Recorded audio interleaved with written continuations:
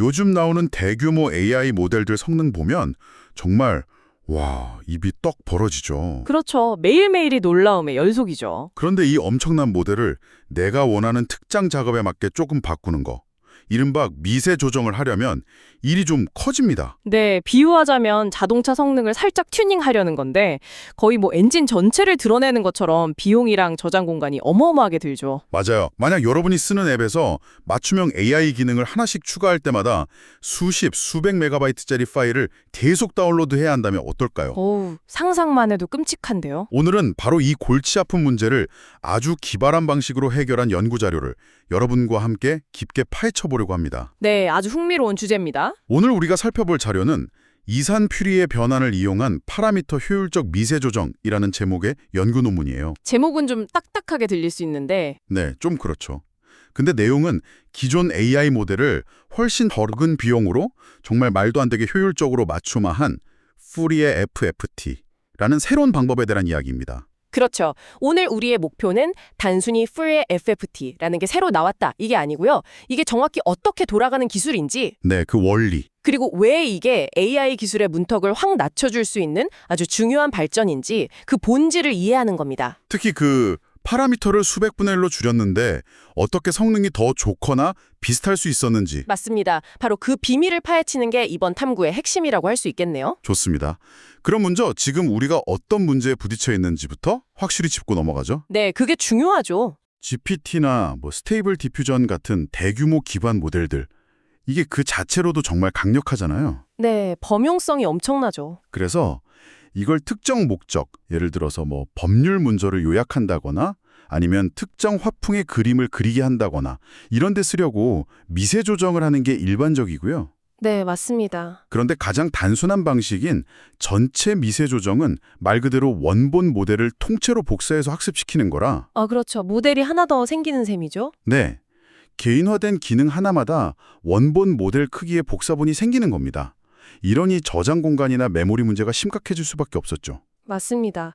그래서 이 분야에 관심 있는 분들이라면 다들 잘 아시는 로라가 등장을 했죠. 네, 거의 구세주처럼 등장을 했죠. 이게 모델 전체를 건드리는 대신에 적외수 근사라는 기법을 써서 모델의 변화량, 델타 W라고 부르는 것만 아주 효율적으로 학습하는 방식이었는데 네. 이게 사실상 업계 표준처럼 자리 잡았고요. 그런데 이 로라도 완벽한 해결책은 아니었어요. 논문에서도 스테이블 디퓨전용 로라 어댑터 하나 크기가 약 40메가바이트에 달한다고 지적하더라고요. 40메가바이트. 이게 하나일 땐 괜찮아 보이는데 맞아요.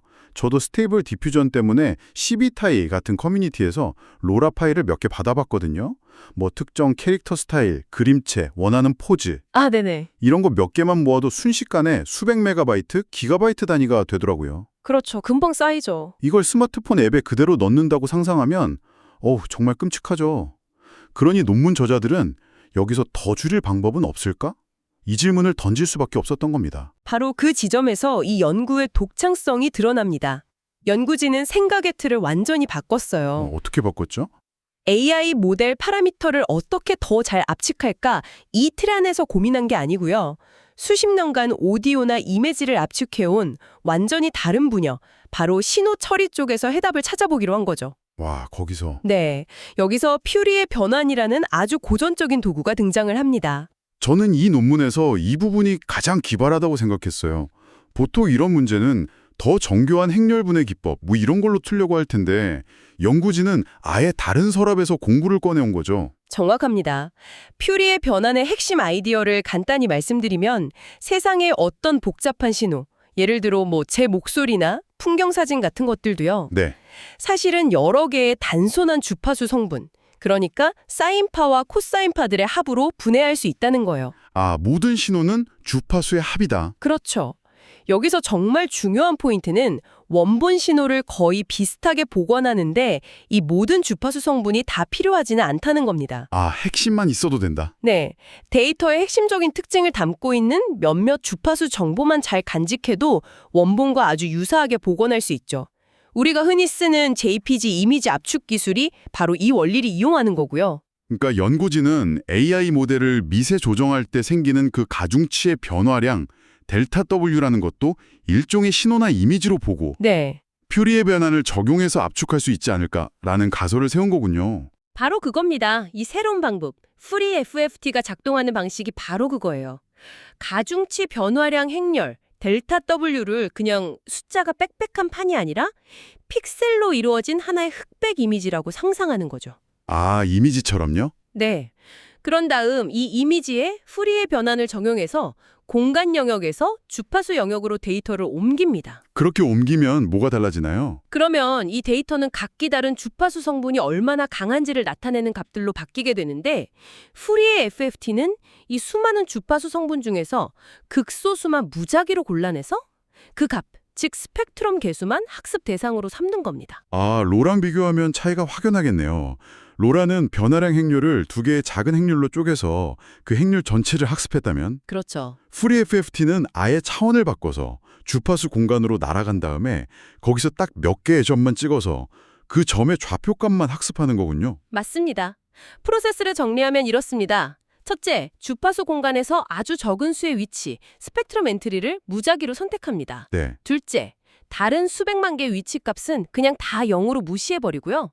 오직 그 선택된 위치의 값, 개수만 학습을 통해 최적화합니다. 그리고 마지막으로는요? 마지막으로 학습이 끝나면 이 듬성듬성한 주파수 정보에 역 이상 풀이의 변환, IDFT를 걸어서 완전한 가중치 변화량 행렬, 델타 W를 복원해내는 거죠. 와, 결과적으로 수백만 개의 파라미터를 직접 다루는 대신 몇천 개, 때로는 몇백 개에 불과한 개수만 학습하면 되니까 정말 엄청나게 효율이 좋아지는 거죠. 이론은 정말 우아하고 그럴듯한데요.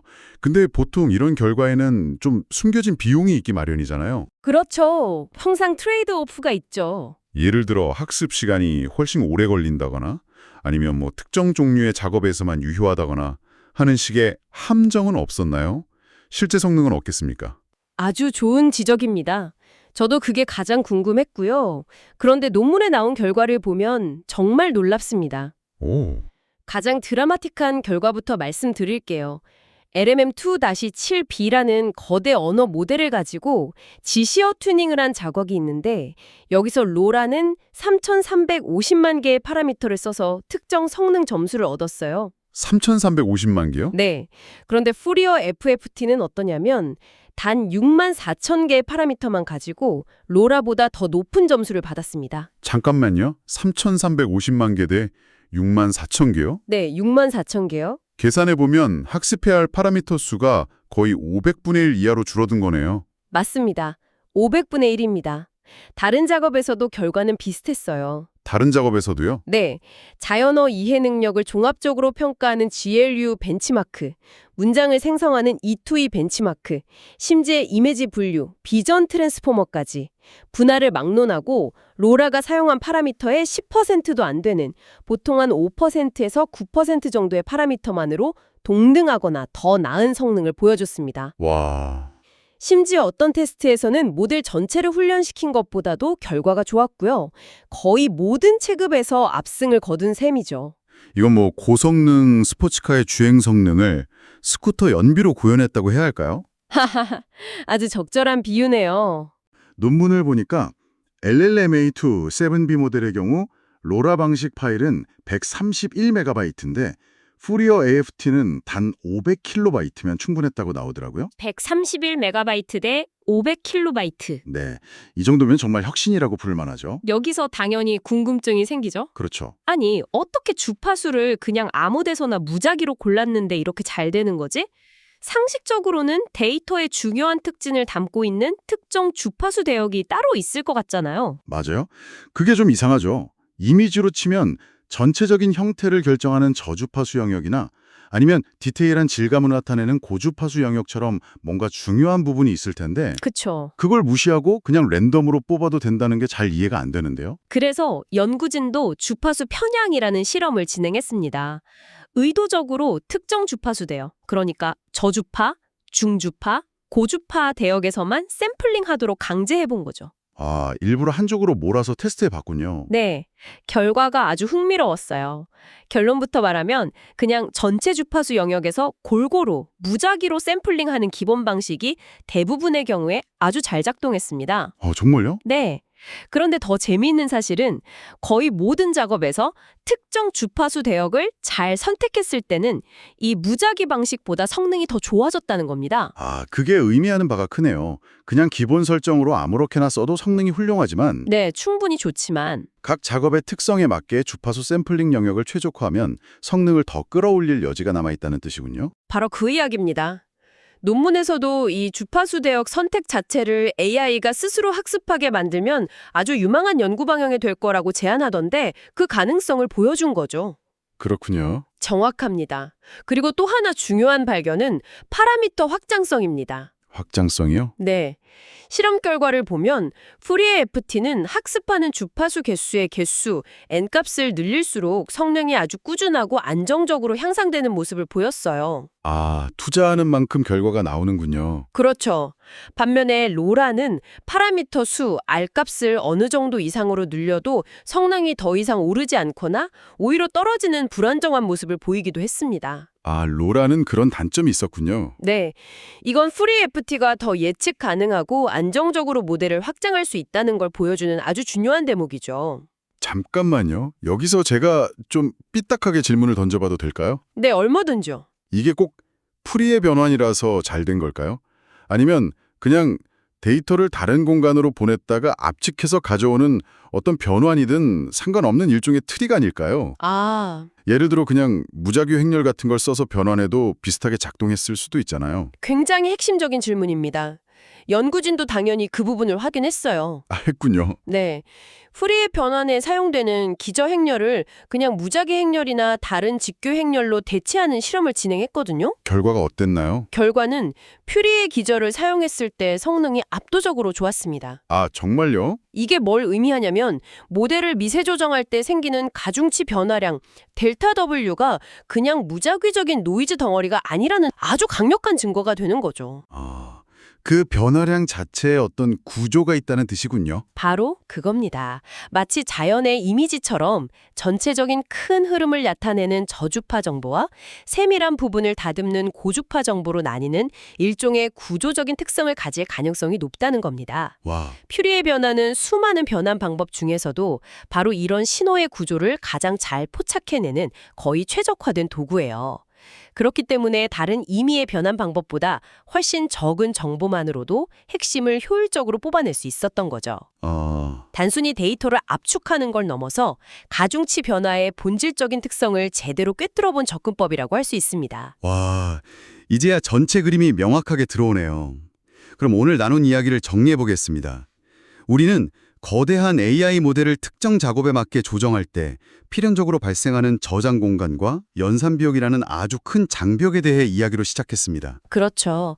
로라가 이 문제에 대한 훌륭한 첫걸음이었다면 퓨리의 FFT는 파라미터 효율성을 완전히 다른 차원으로 끌어올린 도약이라고 평가할 수 있습니다. 한 차원 다른 도약이다. 네, 고전적인 신호처리 기술인 퓨리의 변환을 AI 문제에 창의적으로 접목해서 기존 방식의 수백 분의 1에 불과한 파라미터로 동등하거나 더 나은 성능을 달성하는 데 성공한 거죠. 이 기술이 여러분의 삶에 미칠 영향은 생각보다 훨씬 클 수 있습니다. 모든 사용자 맞춤형 AI 기능이 수백 메가바이트가 아닌 수백 킬로바이트 수준으로 가벼워진다는 뜻이니까요. 네, 체감이 확 달라지겠죠? 앞으로 여러분의 스마트폰에서 훨씬 더 강력하고 다양한 맞춤형 AI를 데이터 걱정 없이 사용하게 될 수도 있고요. 또 연구자들은 슈퍼컴퓨터 없이도 더 자유롭게 새로운 AI 모델을 실험하고 공유할 수 있게 될 겁니다. 기술에 대한 접근성을 높여주는 거죠. 네. 오늘 우리는 가중치의 변화량을 주파수 관점에서 바라보는 것에 집중했습니다. 하지만 여기서 한 걸음 더 나아가 이런 질문을 던져볼 수 있을 것 같아요. 어떤 질문일까요? 혹시 신경만 가중치 그 자체에 근본적인 속성 또한 주파수 영역에 숨겨져 있는 건 아닐까 하고요. 아, 변화량뿐만 아니라 원본 모델 자체도요? 그렇습니다. 만약 변화량을 이렇게나 효율적으로 압축하고 표현할 수 있다면 언젠가는 모델 전체를 이 스펙트럼 원리를 기반으로 새롭게 이해하거나 심지어는 처음부터 완전히 다르게 설계하는 날이 올지도 모릅니다. 와. 이 질문을 여러분께 남겨드리며 오늘 탐구를 마치겠습니다.